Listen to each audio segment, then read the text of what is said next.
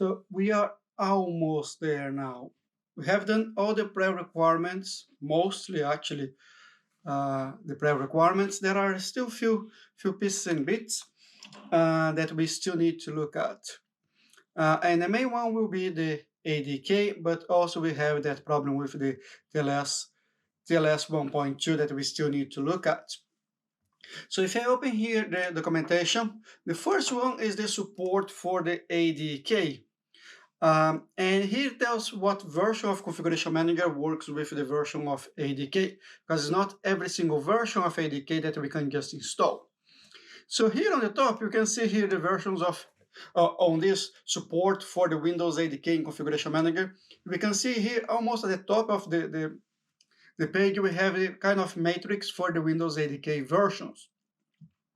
And you can see some are supported, some as backward compatibility, and some are not supported, depends on the version of Configuration Manager. Remember, it's not the Windows that you are deploying or want to deploy, is basically the ADK version of the Windows. So we can have Windows 10 ADK deploying Windows 11, and we can have Windows 11 ADK deploying Windows 10. So it's not actually the Windows version we are going to support. So in this case here, we are with 2103, that's the baseline. So we cannot use the Windows 11 version, we can use the Windows 10 version of the ADK. And to download, what I did is just download here, open this page, and at the top of the page we have the ADK for Windows 11. Of course, we scroll down and we have then the download for the Windows 10. The latest version is 2004, so there is no new ADK so far for Windows 10. And there are two downloads, one for the ADK itself and the other one for the Windows PE added on. So what I did, I already downloaded those files because they are quite big. In total, is about 4 gig. So I downloaded here on the C tape. If I show you the normal ADK is about 1.15, all the downloaded files, and Windows PE is about 2.67. So in total is about 4 gig. So the first one is the ADK. So let's execute the ADK setup. And where we are going to install, on this server here, the Configuration Manager server, we see that we have C, D, E, and F, like the D will be the binary. So I will install on the D drive. Let me change here the D. Next. I will just say anonymous, but have a look at the privacy of your company. I will click next. I accept the license agreement. And here in the features, I don't need all the features. Basically, I need 2 features. One is the deployment tools, and the other one is the USMT. Everything else we can actually uncheck because they are not required. And I'll click here, install.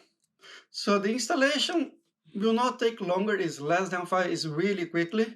But while it's installing, remember, like the video if you like, share with your friends, co-workers, and also subscribe to the channel and leave any comments in the comment section below. If you have any questions, just use the hashtag #AskRaphael, so it's easy for me to find and answer your questions. So the installation now is complete. You can see it's really quickly, and I will just click close. The second step of this installation is the Windows PE.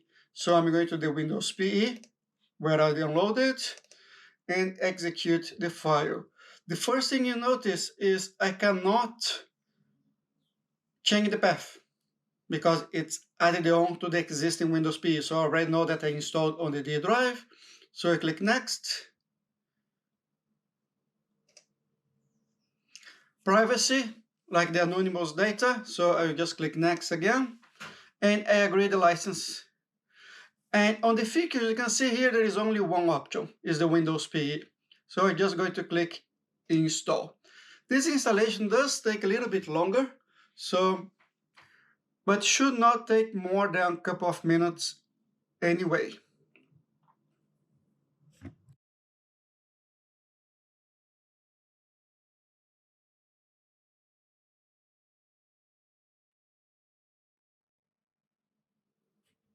So the installation is completed, so we can click here in close. So the ADK has been installed without a problem. So the next part is the TLS 1.2.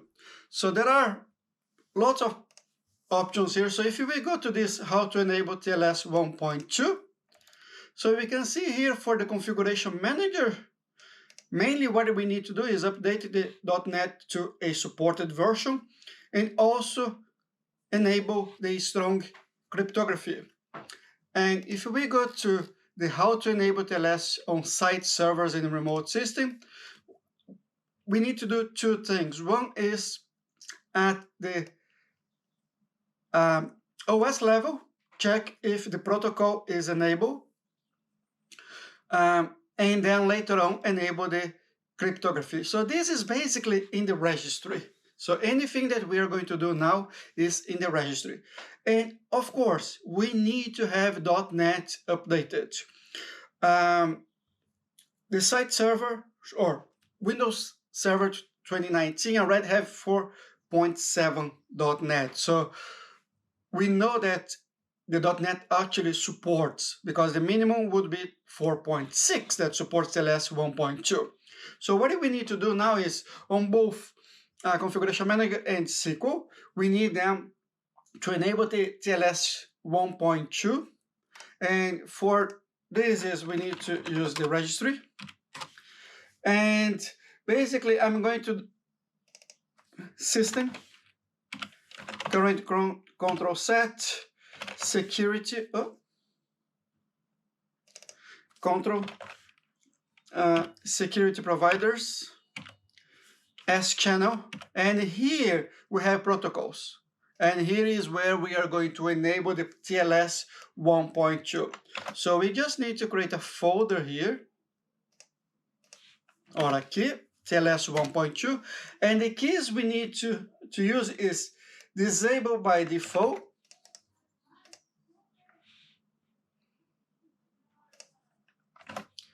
and another one will be enabling. I just copy and paste from my notes to be easier. So enable will be set to the value 1, while disable by default will be set to 0.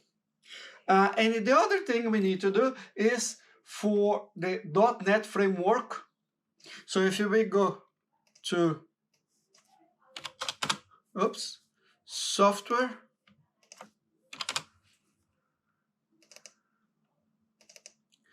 Microsoft .NET framework, and we have version 2 and version 4. And this is where we are going to create the system default TLS version, and this will be value 1. And the other one is SCH use strong crypto,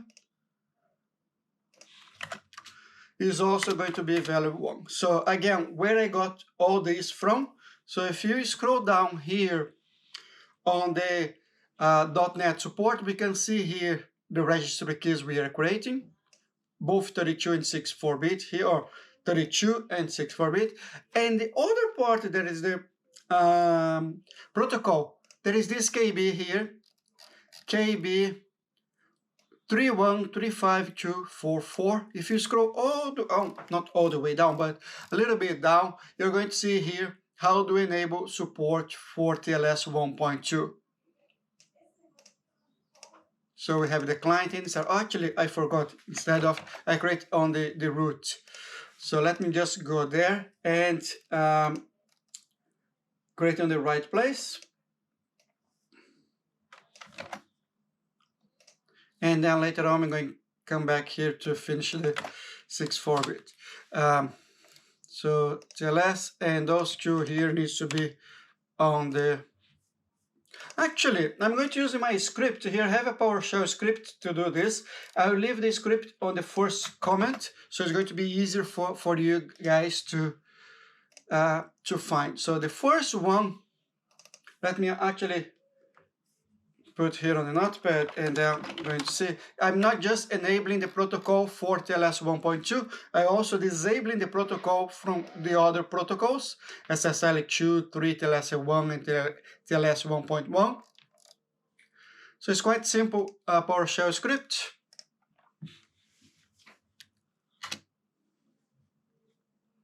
And the keys has been created. So you can see all the keys created, client and server. So enable, and you can see here, disable. And the other one, and this I'm going to execute exactly the same script on the SQL Server. And I have the other one is for the .NET. You can see here for the .NET 2, 6432 in version 4, again for 32 and 64-bit. So creating the values as required. So again, I'm going to open here the, and if I go back there, let me just show you that those values have been created. So I'm going to now, can see here for version 2 and version 4 now, and then the same for 32 bits. So it's quite easy. Let's do the same on the SQL Server. Going to open a PowerShell as administrator and execute those two scripts.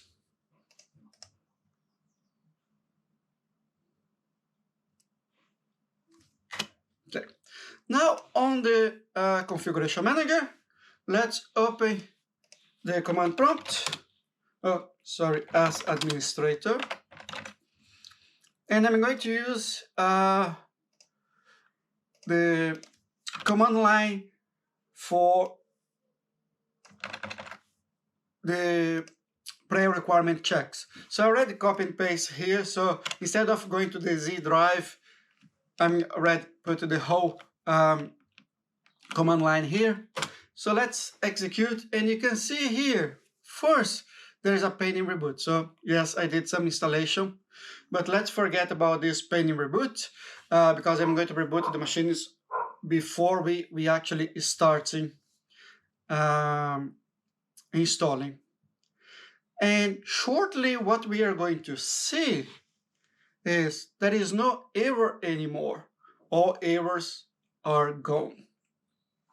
But while you're still doing that, don't forget, like the video, leave your comments using the hashtag #AskRaphael, and also share with your coworkers so everyone knows more about Microsoft Endpoint Manager. In this specific series of video will be Configuration Manager. So the first one that point my eyes here is WSUS. WSUS, we haven't done anything with WSUS. Is for the software update, and we are going to look at WSUS as we go along, as soon as we need the software update. The second one, it tells me about Active Directory. I'm pretty sure we did all the checks for the publishing in Active Directory, but for some reason still. The reason is Configuration Manager is looking basically for the server rights, and we are using groups, so it should be okay. And we're going to do the proper validation as soon as we go for the installation.